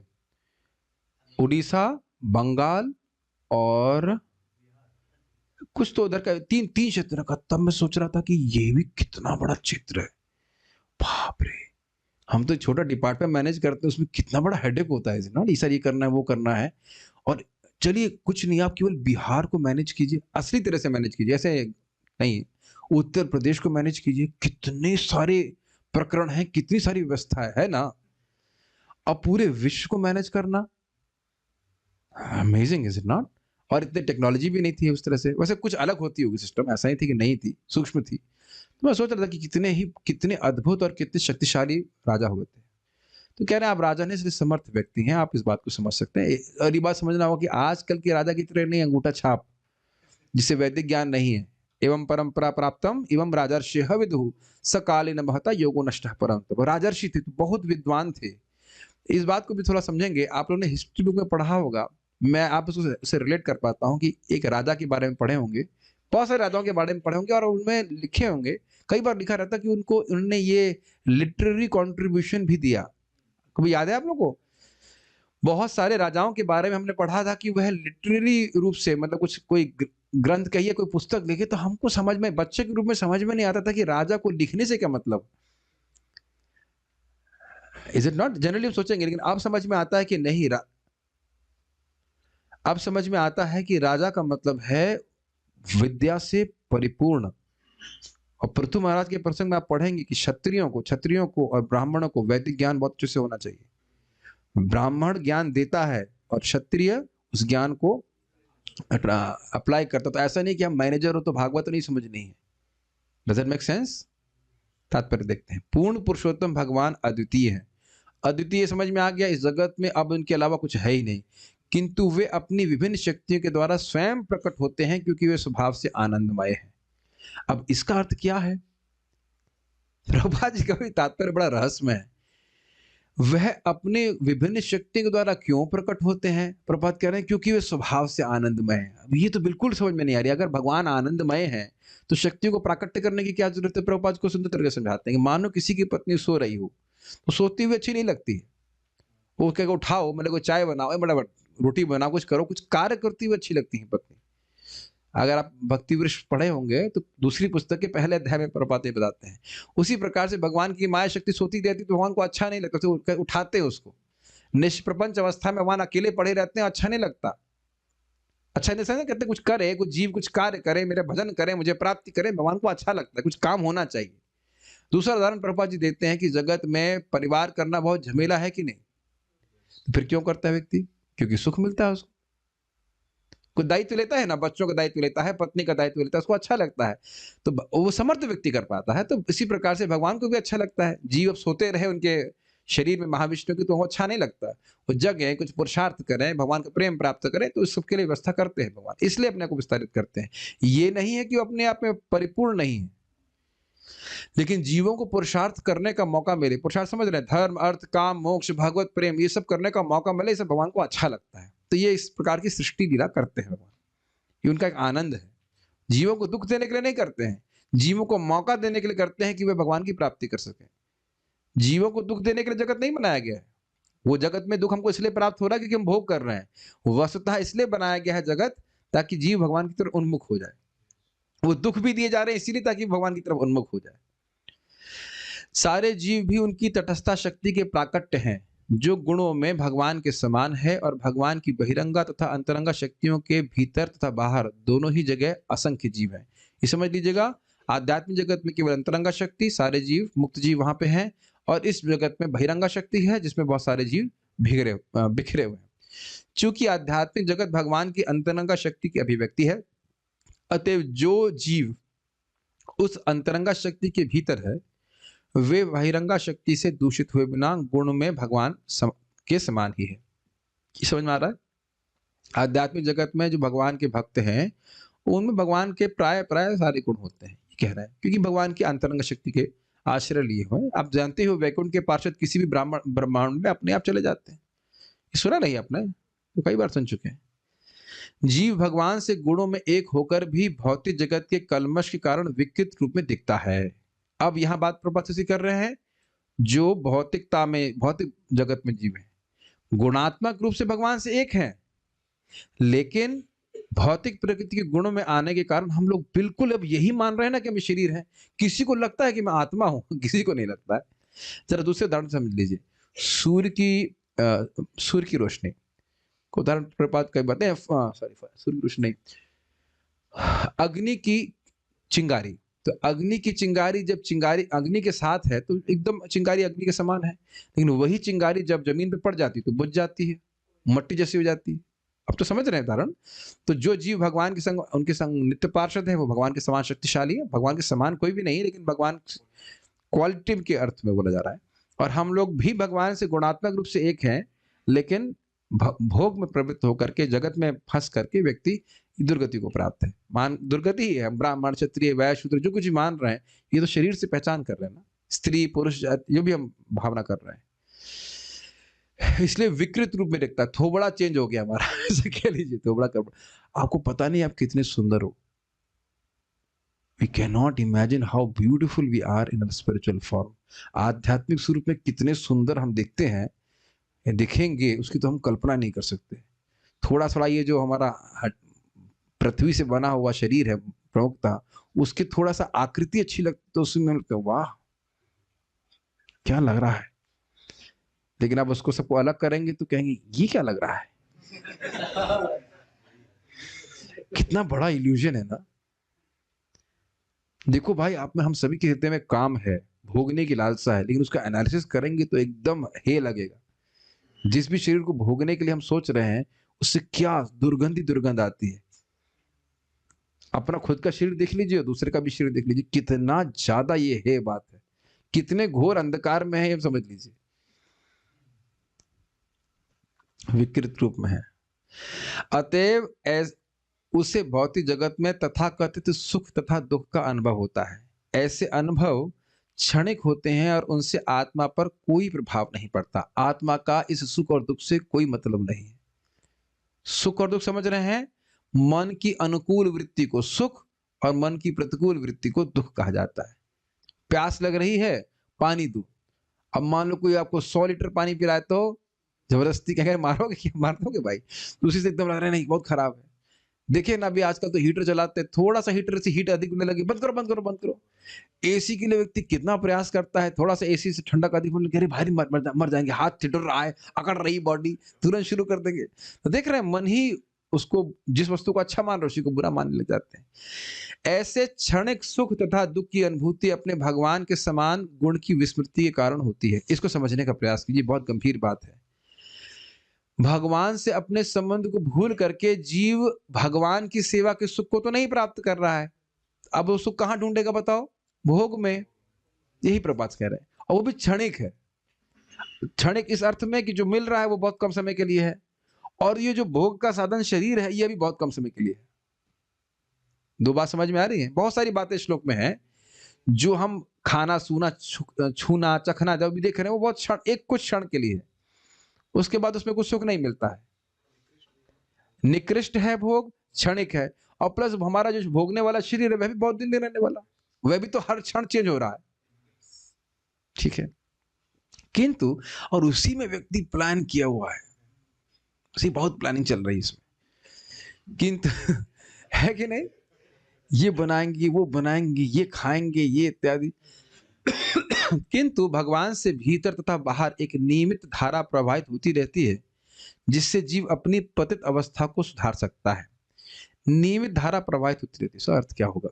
नियमित धारा प्रवाहित। ओके, भगवान, हाँ, भगवान हृदय में बैठे हुए हैं और वह ज्ञान दे रहे हैं जीव को। अगर वह भगवान को समझना चाहे तो भगवान उसको, ऐसा नहीं कि भगवान भूल जाएंगे, अरे तुमने प्रश्न किया था, इच्छा कर दी तो हमको व्यवस्था न, ये अर्थ समझ लेंगे।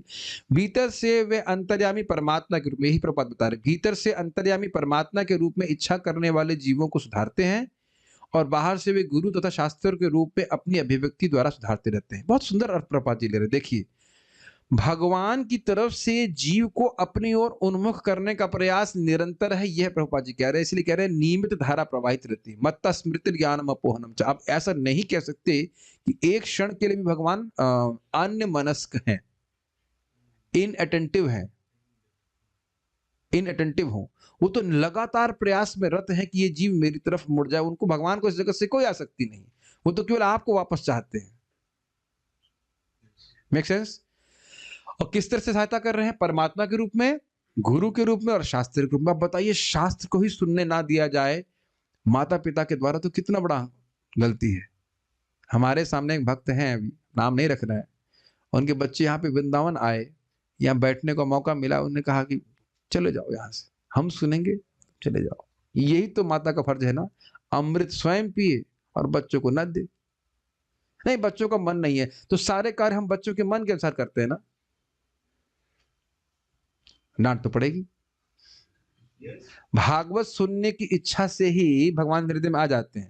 ये सबसे बड़ा अमृत है, मृत्यु से मुक्त हो जाते हैं। और सारे कार्य तो बच्चों को अच्छे लगते वही करते हैं ना हम लोग। ट्रेन में बच्चे रोते नहीं है, मम्मी बोर हो रहे हैं, ये हो रहे हैं, नहीं बेटा कोई बात नहीं, चुपचाप रहो, थोड़ा 2 घंटे में पहुंच जाएंगे। करते हैं कि नहीं करते हैं? बताइए, करते हैं कि नहीं?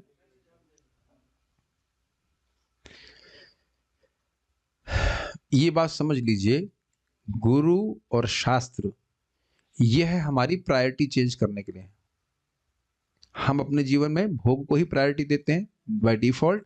बारंबार श्रवण करके हमको समझ में आता है, हमारा विवेक जागृत होता है कि हमें करना क्या चाहिए जिससे हम अपने जीवन को सुधार सकें। और ये सहायता किस रूप में आ रही है? किसकी सहायता है? ये भगवान की सहायता है। क्या श्लोक हम सुनते हैं? माया मुग्ध जीव नाही स्वतः कृष्ण ज्ञान, जीवेर कृपा कैला कृष्ण वेद पुराण। माया से मुक्त जीव को स्वतः कृष्ण का ज्ञान नहीं होता, इसलिए जीवों पे कृपा करने के लिए वेद शास्त्र दिए हैं भगवान ने, ताकि वे अपने संबंधों को भगवान से समझ पाए, उसके अनुसार कार्य करके भगवान के पास पहुंच जाए। ये सबसे बड़ा कर्तव्य है, शास्त्र को श्रवण करना। और एक और बात समझ लीजिए, हमारे जीवन में भगवान सबसे पहले शास्त्र के रूप में आते हैं। आप सीधे भगवान से बात नहीं कर सकते हो, तो शास्त्र के द्वारा हमको मालूम चलता है कि भगवान को क्या पसंद है, वो क्या चाहते हैं कि हम अपना जीवन बिताएं। तो यदि हम शास्त्र श्रवण करने में कमी रख रहे हैं तो वस्तुतः भगवान की धारा को हम छोड़ रहे हैं। जैसे कल मैं समझा रहा था दीपदान करने का महत्व। अब दीपदान करने का महत्व तो है, लेकिन अगर शास्त्र श्रवण नहीं करेंगे तो नहीं करेंगे, दीपदान नहीं करेंगे। कौन सी बड़ी कठिनाई है बताइए? कोई कठिनाई तो है नहीं। और जहां गलतियां कर रहे थे वह भी समझ में आ रहा है आपको। कड़वा तेल से अर्पित कर रहा है तो भी गलत है, कड़वा तेल से अर्पित नहीं करना है। या लाल मोमबत्ती से मोमबत्ती से कर रहा है बिकॉज आई लाइक इट, या जो भी कोई भी। यही तो हमारी संग है कि हम we will like to do something but we like to do something but it's not necessary it is good for us. जो हम अच्छा अपने को मान रहे हैं वो, जैसे मैं एग्जांपल दे रहा हूँ, हमारे तनिष्क प्रभु ने कहा कि तिल का तेल तीनों देशों को बैलेंस करता है। तो अब डिवोटी किचन में तिल का लड्डू बना, तो हमने कहा वाह, गुरुजी ने बोला है कि तिल का तेल तीनों दोषों को बैलेंस करता है, तो तिल का लड्डू तो जरूर बैलेंस करता होगा। मैं सबसे पहले तिल का लड्डू लेने के लिए गया और डांट लगा, ए तुमने क्या खा रहे तुम्हारे लिए अच्छा नहीं। तुमने कहा अभी तो आपने बोला था कि तिल का तेल बैलेंस करता है ना, तेल बैलेंस करता है, लड्डू बैलेंस नहीं करता है। तो समझ रहे हैं? तो इसीलिए एग्जाम्पल दे रहा हूँ कि हाँ, अच्छा मूल बात उसमें क्या थी, मुझको बहुत पसंद था, उसके बाद गुरुजी का हमने आज्ञा लेप कर दिया, गुरु की आज्ञा के अनुसार नहीं चल रहे हैं, उसका लेपन कर दिया कि वैद्य जी ने बोला है तो तिल तो इम्पोर्टेंट है। और मूल बात यह है कि तिल का लड्डू अच्छा लगता है खाने में। समझ रहे हैं मेरी बात? तो हम लोग इतने ज्यादा अभ्यस्त हैं, हम सभी लोग अभ्यस्त हैं कि अपनी इंद्रिय तृप्ति में को भी, इंद्रिय तृप्ति के ऊपर शास्त्र को मर देते हैं। शास्त्र के अनुसार जीवन नहीं जीते हैं। तो इसलिए बारंबार सुनना बहुत जरूरी है। ठीक है, ये बहुत जरूरी है। और कई बार आप लोग सोचते होंगे अच्छा होता ये उस क्लास में आता ही नहीं मैं, अब मुझे सब बातें मालूम चल गई कि मुझे ये करना है ये नहीं करना। अच्छा होता कि नहीं पता चलता है ना, लेकिन ऐसा नहीं है। मनुष्य को भगवान की ओर ही दृष्टि लगानी चाहिए। और कैसे होती है दृष्टि? श्रवण के द्वारा बारंबार। उसे तथाकथित सुख तथा दुख प्रकट होने पर विचलित नहीं होना चाहिए, अपितु पतितात्माओं का सुधार करने के भगवान के बाह्य कार्य में उनकी सहायता करनी चाहिए। बड़ी रोचक बात है। अभी कुछ समय पहले व्हाट्सएप पे मैसेज आया कि प्रभु जी अगर मान लीजिए कोई हरे कृष्णा कर रहा है और अगर किसी का मर्डर कर दे तो क्या होगा उसका? फिर उसने कहा वो अपने लिए बोल रहे थे मैंने मर्डर किया नहीं है, लेकिन किसी ने मुझे बहुत खराब बात बोली है, वो मेरा खराब बर्ताव किया है, इसलिए मेरा मन कर रहा है उसे मार दूं। मैंने कहा नहीं भाई ऐसा मत कीजिए। अगर आपको कोई बहुत परेशान कर रहा है आप पुलिस में रिपोर्ट कर दीजिए, आपका कार्य नहीं है किसी का मर्डर करना। ऐसे भक्त लोग ऐसा नहीं करते हैं। लेकिन देखिए तथाकथित सुख और दुख तुमको बोला है, तुमको देखा है पहले जो तुमको बोलेगा, ये तुम्हारा ज्ञान है। तुमको बोला है क्या कुछ? किसी कोई व्यक्ति किसी कुत्ता पागल बोल दे तो कुत्ता और पागल हो जाएगा वो, या पागल कुत्ता हो जाएगा? बताइए। अब मैं कहूं कि आप अल्बर्ट आइंस्टीन है तो मान लेंगे आप? क्यों भाई? कभी ऐसा हुआ कि इसने देखिए हमको अल्बर्ट आइंस्टीन बोला है? तो अल्बर्ट आइंस्टीन तो नहीं बोला है ना कोई। और कभी कभी आप देखेंगे कि आपका गुण नहीं भी है और लोग ये मतलब कुछ बोल देते तो भी हम कुछ बोलते नहीं कि हमारे पास ये गुण नहीं है। समझ रहे हैं मेरी बात? जैसे मैंने एक बार, मैं तो एग्जाम्पल दे रहा हूं आपको कि तथाकथित सुख और दुख पे बोल रहा हूं। एक बार मैं गीता मतलब भागवत क्लास में बैठा हुआ था, तो एक व्यक्ति ने कोई क्लास दे रहे थे, शायद मुकुंद प्रभु क्लास दे रहे थे, तो गीता कुछ लोग मुझे याद है 4-5-10 श्लोक लगा, तो उन्होंने बोल दिया तो मैं वो कुछ बोल रहे थे ये श्लोक पूरा करता हूँ, पूरा कर दी तो पीछे एक व्यक्ति बैठा हुआ था, आगे बैठा था, ओह लगता है आपको पूरी गीता याद है। तो मैं उसको ये नहीं बोला कि मुझे पूरी गीता याद नहीं है। आप समझ रहे हैं? आप समझ रहे हैं? तो जब हमारा कोई महिमा मंडन करता है तब भी हम स्वीकार कर लेते हैं मूर्खता की वश। उसी प्रकार से मूर्खतावश हम ये भी स्वीकार कर रहे थे कि उसने हमको कुत्ता कहा, हमको गधा कहा, हमको पागल कहा, इत्यादि इत्यादि। उसे कहने से ना कुछ होने वाला है हमारा। तो यही प्रपात कह रहे हैं कि ये सब तथाकथित सुख और दुख है। एक इसका अर्थ समझिए, हमको दूसरे को दुख नहीं देना चाहिए, लेकिन दूसरा कोई बोल रहा है तो उसे प्रयास करना चाहिए कि प्रभावित नहीं। वो तो मूर्ख है, हम भी मूर्ख होकर स्वीकार कर ले, उसकी बात दूर रहना चाहिए ऐसे व्यक्तियों से, खत्म हो गया। ठीक है। अब दूसरा बात, बहुत अच्छी बात प्रपात कह रहे हैं, भगवान को देखो भाई। ये सुंदर, शीला प्रभुपाद की जय, बहुत सुंदर। क्या देखो कि किस प्रकार से सुख दुख इत्यादि जो कुछ दे करके भी भगवान जीव को अपनी ओर उन्मुख करने का प्रयास कर रहे हैं। ये देखो, इस प्रकृति का उद्देश्य क्या है, जगत का उद्देश्य क्या है? जीव उन्मुख हो जाए भगवान की तरफ, ये देखने का प्रयास करो। अब आप जरा अप्लाई कीजिए, धृतराष्ट्र और गांधारी ये क्यों जंगल में गए बताइए? नहीं नहीं, विदुर जी के उपदेश के द्वारा। अब बाह्य रूप से आप क्या देखेंगे, अरे भाई कितनी बड़ी विपत्ति आ गई, घर के वैभव को छोड़ करके जंगल चले गए।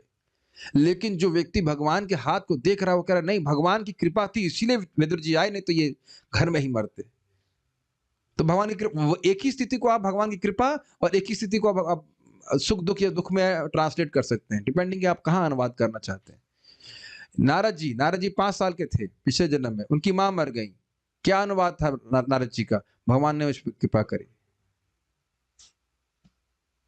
तो अनुवाद कैसा हो, समझ पा रहे हैं? अनुवाद भगवान को देखो, मतलब भगवान के इस प्लान को, भगवान की इस क्रिया को देखो, कैसे जीवों को वह भगवान अपनी ओर उन्मुख करने में प्रयासरत है निरंतर। ये कंप्लेन नहीं करोगे। शोक का मतलब कंप्लेन, यस, शोक का मतलब कंप्लेन। पूजा माता जी क्या लगता है? शोक मतलब कंप्लेन, ऐसा क्यों हुआ? लेकिन शोक मतलब ये जितना समझ में आ रहा है कि जब हम शोक कर रही हैं तो कंप्लेन कर रही हैं कि ऐसा क्यों हुआ हमारे साथ। Is it not? शोक मीन्स कंप्लेन। देख पा रहे हैं? लेकिन हर जीव को सुधार करने में बड़े प्रेम से भगवान लगे ही पड़े हैं, बड़े धैर्य से लगे पड़े हैं। ठीक है, बहुत सुंदर तात्पर्य है प्रभुपाद जी का। अच्छा हुआ कि इसको अगले इंडिपेंडेंटली ले रहे हैं श्लोक को। उन्हीं के आदेश से ही मनुष्य को आध्यात्मिक गुरु बनकर उनका सहयोग देना चाहिए। बहुत बहुत इंपॉर्टेंट बात है। एक सिंपल सी बात है, तनिष्क प्रभु इज गुड इन आयुर्वेद। अब मान लीजिए फॉर एग्जाम्पल मैं, ये मुझे बताते हैं कि सौंफ कोई भी खा सकता है, गलत तो नहीं बोल रहा हूँ? ठीक है, इन्होंने ये सही सही बात है, इन्होंने बोला, मान लीजिए इन्होंने सौंफ खाने के बाद कोई भी खाता है तो उसके शरीर को अच्छा करती है। तो अब अगर मैं इन्हीं की बात को रिपीट कर रहा हूं तो मैं सहयोग कर रहा हूं, लोगों को मदद कर रहा हूं ना आपकी में। Does it make sense? सबको आप ये ज्ञान नहीं दे सकते ना। लेकिन मान लीजिए मैं आपका शिष्य हूं इस संबंध में, और मैं लोगों के पास ये ज्ञान डिसेमिनेट कर रहा हूं, तो मैं आपसे सहयोग कर रहा हूं कि नहीं? Does that make sense? चलिए आज दूसरे एंगल से देखिए, प्रभु जी ने मेडिसिन बनानी है, तो ये सारी मेडिसिन आप बना लेंगे? नहीं। आप वहां खड़े हो और बोल रहे हो कि इसको बनाओ ऐसे, इसको ऐसे बनाओ, तो वो व्यक्ति आपके संग सहयोग कर रहा है उस मेडिसिन को बनाने में, और उस सहयोग का मतलब है कि he can not go even inch left and right. Does that make sense? ये बात समझ में आ रही है? क्यों भाई? आप अगर कोई खिचड़ी बना रहे हैं, कुछ वस्तु बना रहे हैं, तो व्यक्ति जो सहयोग कर रहा है उसको ये अधिकार नहीं है आपसे अलग कुछ चला जाए, तब वो सहयोग नहीं कर रहा है,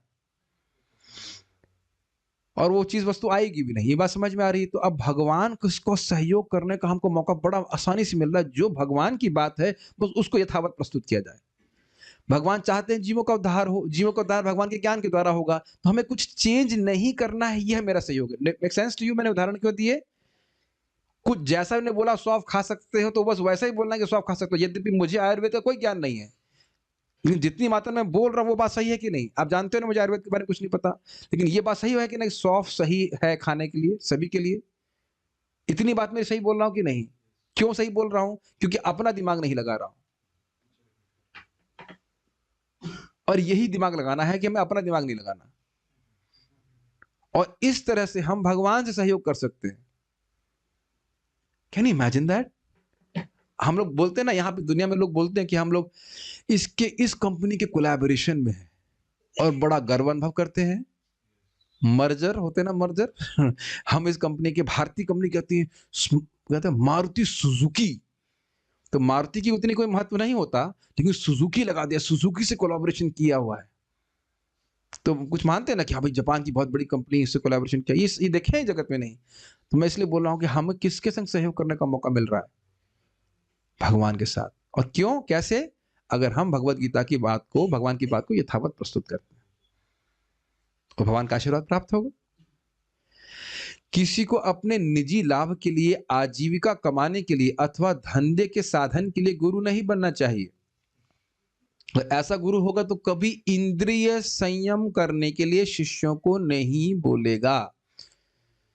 बहुत अच्छी बात तनिष्क प्रभु बोलते हैं, बहुत नियम से, ये खा सकते हो नहीं खा सकते, फिर बोले आपसे सौहार्द है इसलिए मैं नियम बता रहा हूं, नहीं तो बोल देता हाँ तुम ठीक हो गए हो ना, हाँ बात तो सही, खाते रहो, कुछ भी खाते रहो, 500 रुपए जमा कर दो। कर सकते हैं ऐसा, कोई भी वैद्य कर सकता है, लेकिन ठीक करना चाहते हैं इसलिए नियम बता रहे हैं। Is it not? और एक बात बता रहा हूं अपने अनुभव से, मैं बहुत सारी चीजें कृष्ण भावना में स्वीकार की जा सकती हैं। जब शुरुआत में नियम बता रहे थे उनको बड़ा कठिन लगता, घी बिना दाल, वो भी दाल, वो भी बिना घी के कैसे खाऊंगा मैं, कथम कैसे होगा ये? लेकिन अब कोई कठिनाई नहीं लग रही है। राधा राम लुकिंग फॉरवर्ड कि हम उस तरह का खाना जीवन भर खा सकते हैं, यद्यपि मैं ठीक भी हो जाऊं। This is amazing. मेरी एब्सोल्यूट प्रायोरिटी थी, दूध उनको पसंद नहीं था, घी तो डाल के जरूर खाएंगे कुछ थोड़ा सा। बट व्हेन यू सी कि हाँ भाई इनकी बात पालन करने से हमें कुछ लाभ हो रहा है, you become accustomed to that. Is it not? हम लोग नहीं बोल रहे हैं लोगों को सुबह उठिए जाप कीजिए सब करिए, शुरुआत में कड़वा लग सकता है, लेकिन जब उसके लाभ दिखने लग जाएंगे तो अरे तो बड़ी अच्छी चीज है। Is it not? फिर अपने आप ही व्यक्ति करता है। तो मैं सब बात क्यों बोल रहा हूं? प्रामाणिक गुरु जानता है कि शिष्य के लिए क्या अच्छा है, वो धन कमाने के लिए उससे कॉम्प्रोमाइज नहीं करेगा, क्योंकि सौहार्द है, वो वाकई उसको ठीक करना चाहते हैं। चेले बनाने के लिए या क्या नाम से धन कमाने के लिए वो नहीं करते हैं इस प्रकार से गुरु। ये प्रभुपाद जी कह रहे हैं। ऐसे प्रमाणिक गुरु जो भगवान को सहयोग देने के लिए भगवान की ओर दृष्टि लगाते हैं, वे गुणात्मक रूप से भगवान से एक होते हैं, और भुलक्कड़ जीव केवल विकृत प्रतिबिंब मात्र होते हैं। कितना सुंदर बात है, कह रहे हैं तम पश्य शब्द था ना इसमें, तम पश्य, उनको देखो, उनको देखो, मतलब वो क्या चाहते हैं। आपने सुना है एक शब्द इंगित कोविद? इंगित कोविद मतलब केवल इशारे को देख के समझ लेना। तो जो फर आपने कई बार देखा, कोई शिष्य गुरु से बहुत प्रेम करते हैं तो गुरु के चेहरे पे नजर होती है गुरु जी क्या चाहते हैं। आपने देखा ऐसा? बहुत बार बहुत अच्छे शिष्य होते हैं, गुरु जी के साथ रहते हैं, गुरु जी क्या चाहते हैं वो उनके चेहरे पे नजर रहती है। तो इसीलिए प्रभात कह रहे हैं कि भगवान की ओर दृष्टि लगाए रहते हैं, अर्थात भगवान की इस समय क्या इच्छा है, भगवान क्या चाहते हैं मुझसे करने के लिए। इसीलिए वो गुणात्मक रूप से भगवान के से एक होते हैं, अर्थात उनकी इच्छा भगवान की इच्छा से अलग नहीं होती। वो भगवान नहीं हो जाते हैं, लेकिन भगवान की कृपा मूर्ति, कृपा के स्वरूप है। Make sense? ठीक है।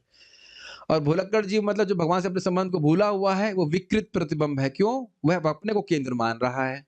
अतएव युधिष्ठिर महाराज को नारद उपदेश देते हैं कि वे तथाकथित सुख तथा दुख के मामलों से तनिक भी विचलित न हो, अपितु भगवान के उस ध्येय को पूरा करने के लिए भगवान की ओर देखें जिसके लिए भगवान अवतरित हुए हैं। यही उनका मूल कर्तव्य है। समझ में आया क्या प्रभुपाद समझा रहे हैं?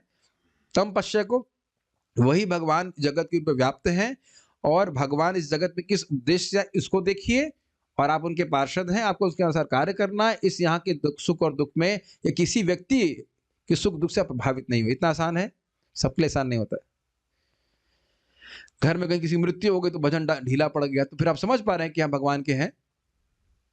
घबराइए मत, लेकिन भक्ति करते रहिए। ये बात इससे श्लोक से हमको बहुत बड़ी शिक्षा क्या प्राप्त हो रही है? हम भगवान के हैं।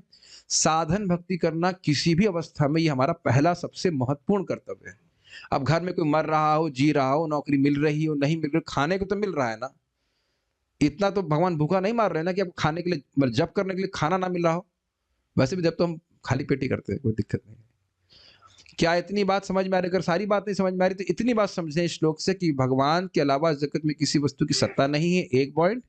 और हम सब भगवान के हैं, और हमको भगवान की ओर देखना है कि भगवान हमसे क्या चाहते हैं। भगवान ये सिंपल चाहते हैं, जा रहे देखो तारे कहो कृष्ण उपदेश। किसी भी तरह से मदद कीजिए, प्रसाद खिलाइए, भगवान के बारे में बताइए, जप माला दीजिए, जप कराइए, किसी तरह से हमको अपना जीवन भगवान की सेवा में, भगवान के प्रचार में, भगवान के यश में समर्पित करना है। मुक्त नहीं हुए तो क्या अगले जीवन भी यही करना है, फिर भी मुक्त नहीं हुए तो क्या अगले जीवन में भी यही करना है, फिर मुक्त नहीं हुए फिर भी वही करना है, यही करते जाना है। और उस अवस्था में आप मुक्त हैं। बाय द वे, तम पश्य, इस श्लोक को आपने यहाँ पे धारण किया होगा। पॉइंट मैं कुछ नोट्स देख लेता हूँ, कुछ कमेंट्स आए तो। भगवान की भौतिक शक्ति यद्यपि शाश्वत है, परंतु इस जगत के रूप में जो उसका मैनिफेस्टेशन है वो माया है। वो माया नहीं है, जो मैनिफेस्टेशन है उसको भगवान की शक्ति के रूप में न देखना, ये माया है। माया जो नहीं है। आप ऐसा नहीं कह सकते हो कि ये बल्ब नहीं है, लेकिन बल्ब को मैं केवल इसलिए देखूं कि मेरा रूम अच्छा लगे, कुछ रोमांटिक वातावरण क्रिएट हो, ऐसा करते हैं ना पीले लाइट से, तो ये माया है। लेकिन अगर आप बल्ब, हमारे मंदिर में तो हम लगाते हैं कि नहीं, सुंदर सुंदर बल्ब लगाते हैं ताकि बहुत सुंदर आध्यात्मिक वातावरण, रोमांटिक एंड आध्यात्मिक सेम एंडिंग तो भगवान को प्रसन्नता हो, करते नहीं? बताइए। लोग कैंडल लाइट डिनर क्या क्या करते रहते हैं, और दीप से भी तो हमने भगवान के सुंदर मंदिर में क्या कह सकते हैं, डेकोरेशन होती कि नहीं? तो वही दीप है, लेकिन अपने भोग के लिए भी इस्तेमाल कर सकते हो, भगवान के लिए भी कर सकते हो। तो अपने भोग के लिए वस्तुओं को देखना ये माया है, ऐसा नहीं कि वो वस्तु ही नहीं है। और क्या बोल रहे हैं? माया भी शाश्वत है, जीव भी शाश्वत। तो क्या है, माया ज्यादा शक्तिशाली है? देखिए, माया शक्तिशाली है तो उसमें कोई संदेह नहीं है, लेकिन माया जीव नहीं है। माया जड़ है और जीव चेतन है। आपको नहीं समझ में आ रहा? माया जड़ है। स्पीकर जड़ है कि नहीं? स्पीकर में चेतना है, आप में चेतना है, यही बात बोल रहा हूं। और जीव माया से श्रेष्ठ है। कैसे? इंद्रियों से श्रेष्ठ मन है, मन से श्रेष्ठ बुद्धि है, बुद्धि से श्रेष्ठ अहंकार, अहंकार से भी परे आत्मा है। इसीलिए हम सही इसको कंट्रोल कर सकते हैं, ठीक है? लेकिन माया से नहीं झगड़ा करते हैं, भगवान की शरण में जाते हैं। सब जगह भगवान है और सभी जीव भी उनकी शक्ति हैं, और भगवान भी एकमात्र भोक्ता है, तो जीव भी अगर भोग करना चाहते तो कैसे गलत है? देखिए, ये क्या मैंने पूरे लेक्चर में बोला कि भगवान भोक्ता है, इन द सेंस कि भगवान जगत को भोग रहे हैं। भगवान को इंटरेस्ट नहीं है, भगवान भोग करवा रहे हैं। देख रहे हैं, हम ए बोल रहे हैं और अब बी सुन रहे हैं। भगवान को इस भौतिक जगत में कोई इंटरेस्ट नहीं है। भोग जीव करना चाहता है, तो इसलिए भगवान, और जानते हैं कि जीव अपने से भोग कर नहीं सकता, इसलिए भगवान व्यवस्था करवा रहे हैं भोग की। खुद उनको कोई इंटरेस्ट नहीं भोग करने में। आप भगवान यदि निरंतर हमारी हेल्प कर रहे हैं तो काम क्रोध लोभ हमें बीच में परेशान करने कैसे आ जाते हैं?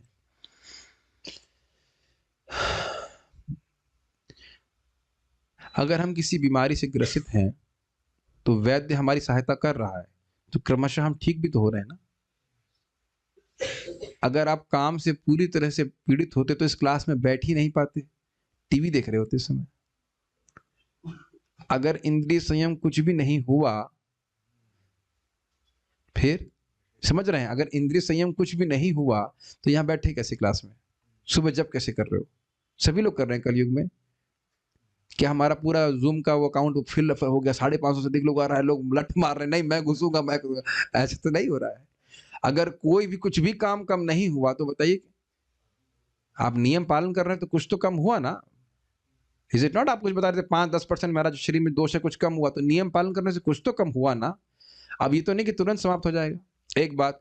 दूसरा बात, आप जानते हैं अनिष्टित भजन, हम लोग इस समय अनिष्टित भजन की अवस्था में है, यानी कि कहते हैं अनर्थ निवृत्ति के स्टेज में। तो उसमें ऐसा होता ही है, काम क्रोध आदि परेशान करते ही हैं, लेकिन इसको इससे परेशान होने के बाद भी दवा खाते रहे। हरे कृष्णा कृष्णा कृष्णा हरे हरे, हरे राम राम राम हरे हरे। तो भगवान की कृपा से धीरे धीरे करके तदा रजस्तमो भाव क्रमशः ये शांत होने लगता है। भाई अब जो ये प्रश्न कर रहे हैं, मैं नहीं समझ रहा हूँ कि पिक्चर देखते हैं घर पे, हमको जानता हूँ अच्छे से भक्ति करते हैं, तो पिक्चर देखने की बहुत सारी लालसा समाप्त हो भी गई जितना।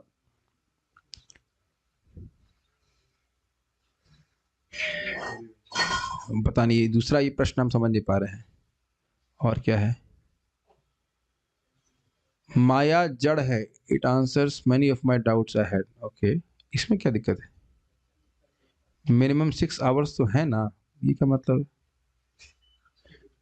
निष्ठा स्तर पर काम क्रोध नहीं रहता है, निष्ठा के स्तर पे काम क्रोध प्रायः कम हो जाता है। क्या श्लोक है? नष्ट प्रायेषु भद्रेषु नित्यम भागवत सेवया भगवती उत्तमा श्लोके नष्ट प्रायेषु, तो प्राय प्राय यानी 75% नष्ट हो जाता है, तो भी बहुत है काफी कम हो जाएगा। अरे इसी जीवन में आप, आज मैं नहीं समझ रहा कोई पिक्चर, भाई कोई पिक्चर देख के आया कि हैंड रेज करो। Picture, who is interested in those boring movies, is it not? तो इट्स जस्ट लाइक, तो आप देख रहे हैं अगर पहले जमाने में कितनी लालसा रहती थी हमारी, पहले जमाना मतलब हमारा जो अभक्त का जमाना था वाला, ठीक है? तो ऐसा नहीं कि कुछ भी कम नहीं हुआ। Okay, any questions are there? I will see, otherwise और मेरे ख्याल से